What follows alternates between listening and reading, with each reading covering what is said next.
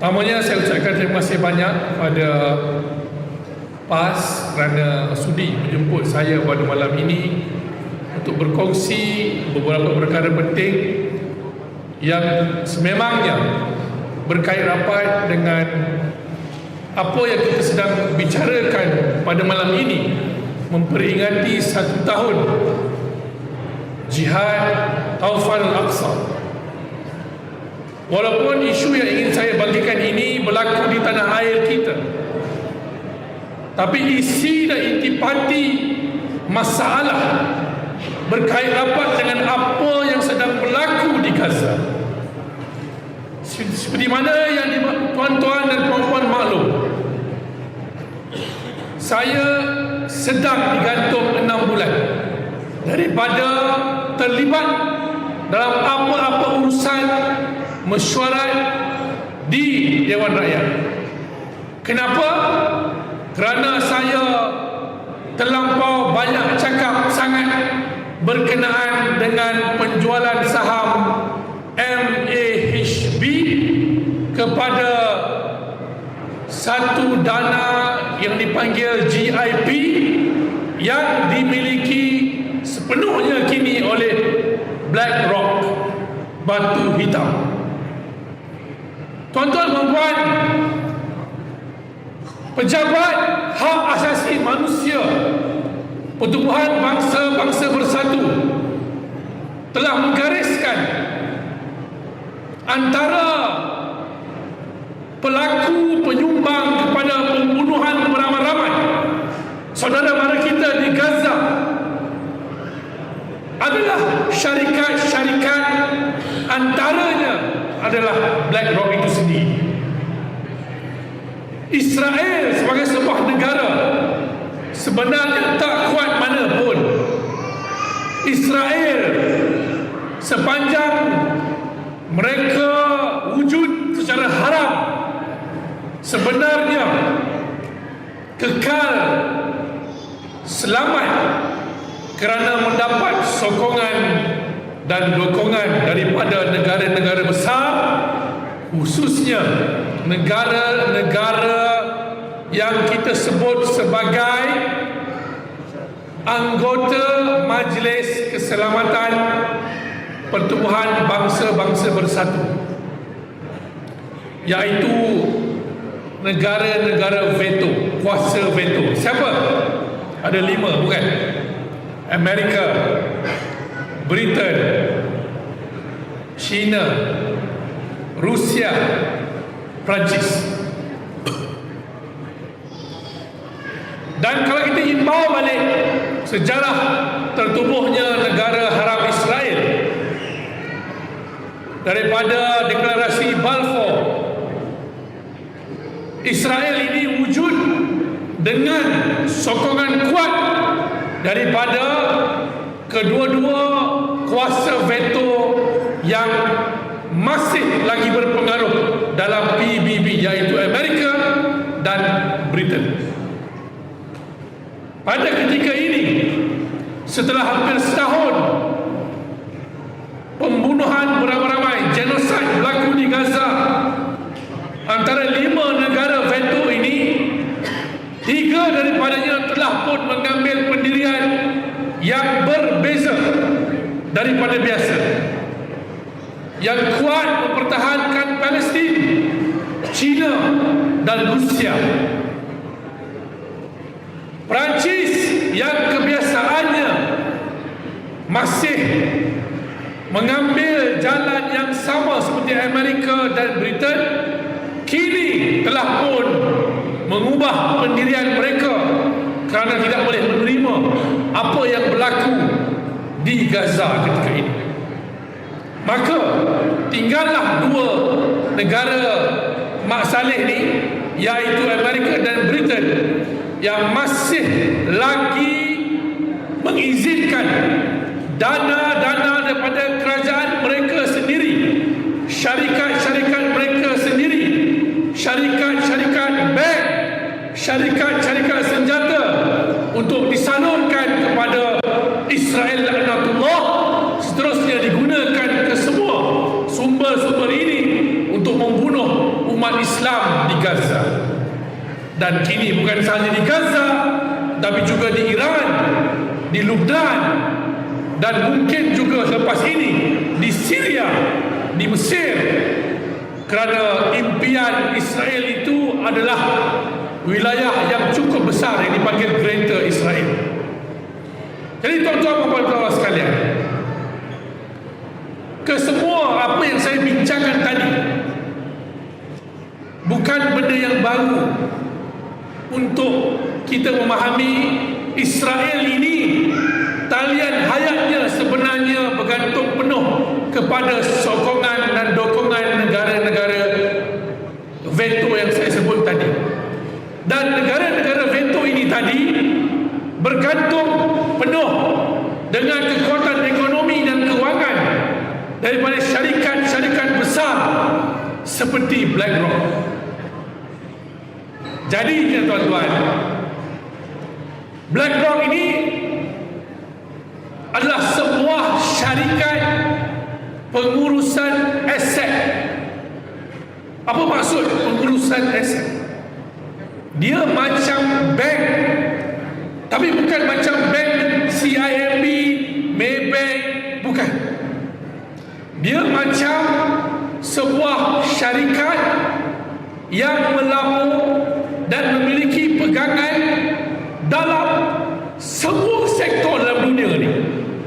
Makanan, ketenteraan, alam sekitar, kereta, rumah, apa saja barang-barang yang manusia perlukan, BlackRock ada saham dalamnya. Jadi banyak alasan-alasan yang kita dengar dalam Dewan Rakyat. Semalam saya dengar yang Muhammad Sheikh Ustaz Tamizi berbalas hujah dengan yang lama Muhammad Perdana Menteri. Beliau sekali lagi mengulangi hujah yang sama. Oh, kita tak boleh elak, BlackRock ni ada di semua tempat di negara kita, termasuklah di negeri-negeri yang ditadbir oleh Perikatan Nasional. Di Kulim ada, di Kelantan ada, di Terengganu ada, di Perlis ada. Jadi PMX sentiasa bagi alasan sebegitu. Tapi saya nak bagi tahu kepada hadirin sekalian, itu hujah yang lemah, hujah yang tidak bertanggungjawab. Dalam soal beliau membandingkan saham-saham yang dimiliki BlackRock di seluruh negara yang ada pada hari ini berbanding dengan ketimbang, saya guna istilah beliau, ketimbang MAHB. Kerana saya katakan tadi, BlackRock dan beberapa lagi syarikat pengurusan aset seperti State Street, Vanguard, dan juga dana-dana pelaburan bank, pelaburan seperti Goldman Sachs, Morgan Stanley, JP Morgan, dan macam-macam lagi yang ada di Wall Street, New York, di City of London, UK. Ini semua memang milik Yahudi belaka.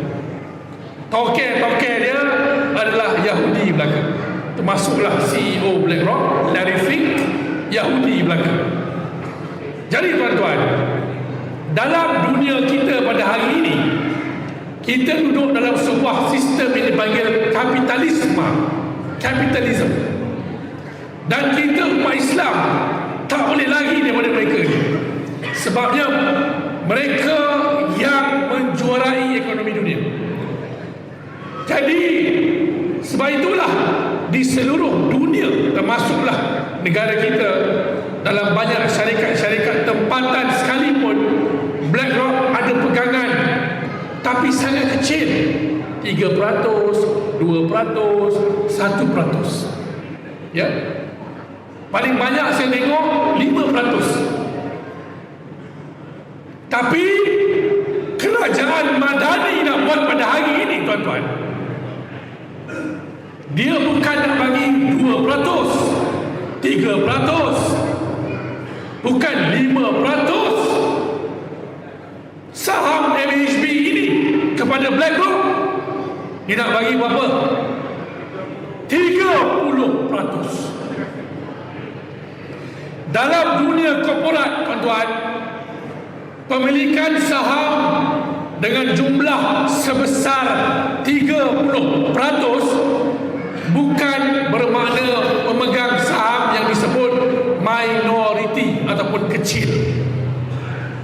30% adalah tanda ataupun indikator pemegang saham substantial. Bermakna apa? Bermakna mana-mana orang, individu ataupun syarikat yang memiliki pegangan sebanyak 30% atau lebih, maka individu atau entiti itu boleh menentukan dasar syarikat tersebut, boleh memiliki laporan-laporan teknikal kewangan pengurusan terhadap syarikat tersebut. Yang ni yang saya dan semua ahli parlimen Perikatan Nasional lawan. Sebab Anwar Ibrahim bohong kepada rakyat Malaysia dengan memperkecilkan kononnya tak apalah, khazanah KWSP pegang 70%, MHB masih dipegang, dimiliki, diuruskan oleh orang Malaysia. Betul lah, kami tak nafikan, tapi kami persoalkan sampai hari ini dan kami bantah penjualan sebanyak 30% saham MAHB kepada GIP dan BlackRock. Kenapa kami bantah? Kerana dengan 30% itulah rahsia-rahsia kedaulatan 39 lapangan terbang di negara kita bakal dimiliki oleh Zionis dan Israel melalui BlackRock. Itu hujah dia, tuan-tuan. Jadi jangan kena tipu dengan Anwar Ibrahim, jangan kena belit, kena auta dengan kerajaan Madani. Mereka tidak jujur dengan kita semua. Mereka khianat rakyat Malaysia. Malah yang saya cukup berbulu dan berapilah hati saya ni, mereka sanggup jual pegangan 30% itu dengan harga yang cukup murah berbanding harga nilai saham MAHB yang sebenarnya patut dijual dalam pasaran terbuka. Tuan-tuan, sebelum kerajaan Madani ini nak jual pada BlackRock GIP, Anthony Loke dan Anwar Ibrahim luluskan konsesi 45 tahun kepada MAHB untuk menguruskan 39 buah lapangan terbang kita.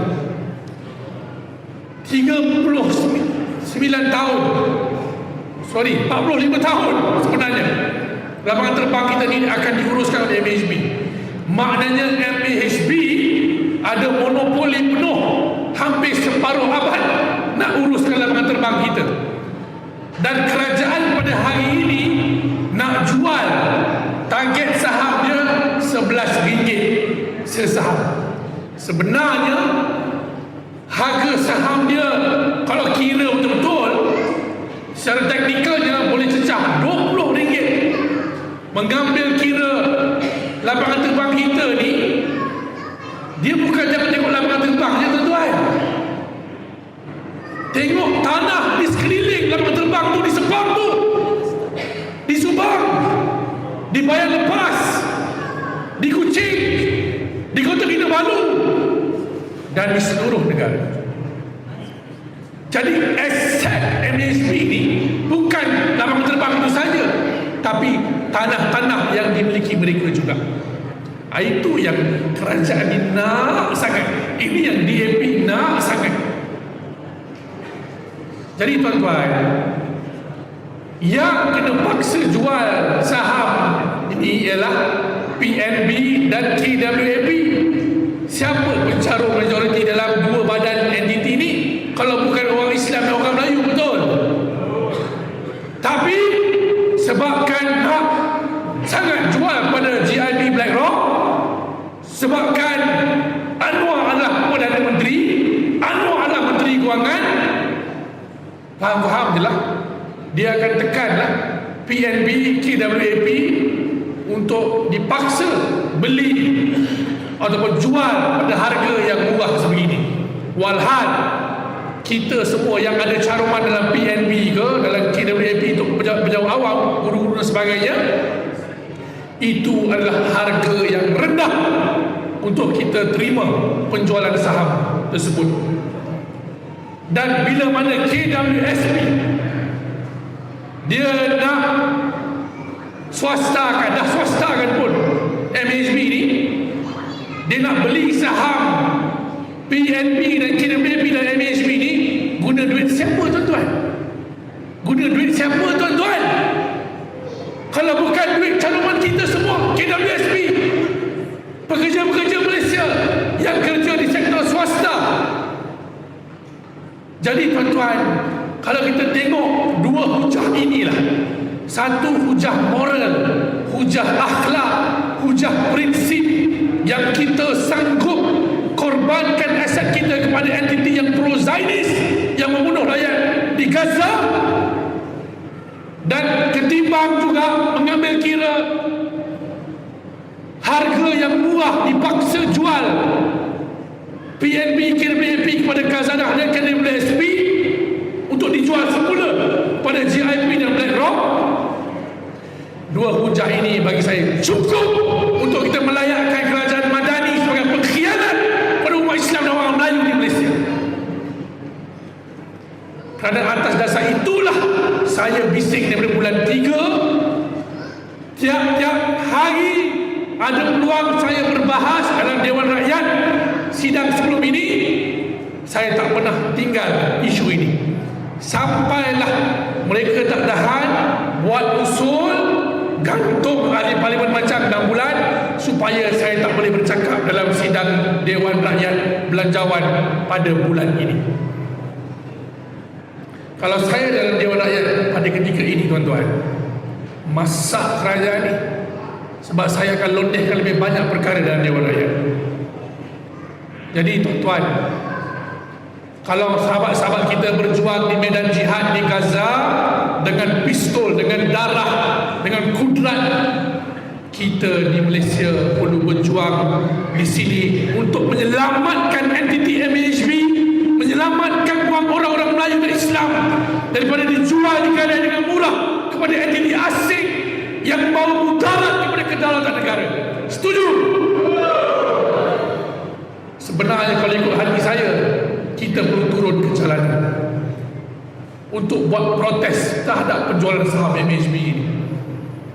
Saya dah rayu banyak dah. Saya minta PAC panggil Khazanah KWSP. Saya jumpa Tengku Razali Hamzah. Saya kata kat Tengku Kuli, kami dah draft petition kepada Majlis Raja-Raja. Boleh tak Ku tolong hantar pada Raja-Raja Melayu kita? Kuli jawab, InsyaAllah beliau pertimbangkan. Saya dah ikhtiar sehabis baik tuan-tuan. Saya korbankan 6 bulan saya dalam Dewan Rakyat, dan rakan-rakan ahli parlimen membantu kami berhujah dalam Dewan Rakyat. Kita gunakan semua saluran-saluran perundangan dan demokrasi yang ada. Tapi di mana rakan-rakan saya kata dalam parlimen, ini pandai berlakon depan rakyat, menjulang Palestin, belakang rakyat dialah yang lari mahu bersekongkol dengan entiti pro-Zionis. Jadi tuan-tuan dan puan, saya harap dengan sedikit pencerahan yang saya berikan pada malam ini, sebarkan pada anak-anak kita, saudara mara, jiran, tetangga, rakan sepejabat, kita perlu bangkit dan tolak penjualan saham MHB kepada GIP BlackRock dengan menyatakan bantahan keras kita kepada PNB dan KWAP yang masing-masing memegang 7% lagi saham MHB.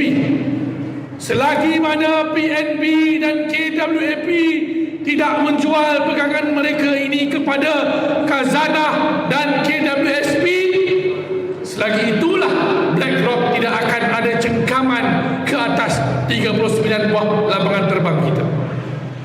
Jadi orang-orang Melayu, orang-orang Islam wajib protes benda ini secara terbuka kepada entiti-entiti yang saya katakan tadi, PNB dan KWAP. Ini penting terakhir kita sebenarnya.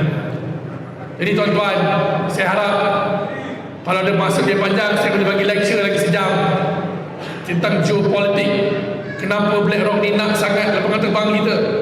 Dia bukan nak lapangan terbang kita saja, dia nak juga pelabuhan-pelabuhan kita. Kenapa semua ini dibuat, tuan-tuan? Kerana mereka nak siap siaga melawan China di Laut Cina Selatan. Perang yang boleh meletus di rantau kita memerlukan kawalan logistik dan aset-aset strategik di rantau kita. Memandangkan Malaysia adalah penjaga Selat Melaka, selat yang tersibuk di Asia selain daripada Suez, maka mereka perlukan kedudukan yang strategik untuk meletakkan aset ketenteraan mereka, sama ada kapal terbang, kapal perang, untuk mereka kepung China kalau mana ada keperluan perang meletus di rantau kita. Ini jangka masa panjang, bukan 10 tahun, 20 tahun, 30 tahun akan datang. Tapi strategi dia bermula dengan memiliki pegangan dalam entiti-entiti logistik pengangkutan di Malaysia. Boleh nampak, tuan-tuan? Alhamdulillah. Kalau tahu dan nampak, kita wajib tolak kerajaan Madani, kerana kerajaan ini memang menggadaikan kedaulatan negara kita kepada entiti asing yang saya sebutkan tadi. Jadi insyaAllah, semoga tuan-tuan dan puan menerima pencerahan ini, dan semoga kita kekal istiqamah menyokong Perikatan Nasional untuk menyemak imbang kerajaan yang ada pada hari ini, dan semoga kemenangan milik umat Islam di Gaza, di Palestin dan di Malaysia. Wabillahi taufiq wal hidayah. Wassalamualaikum warahmatullahi wabarakatuh.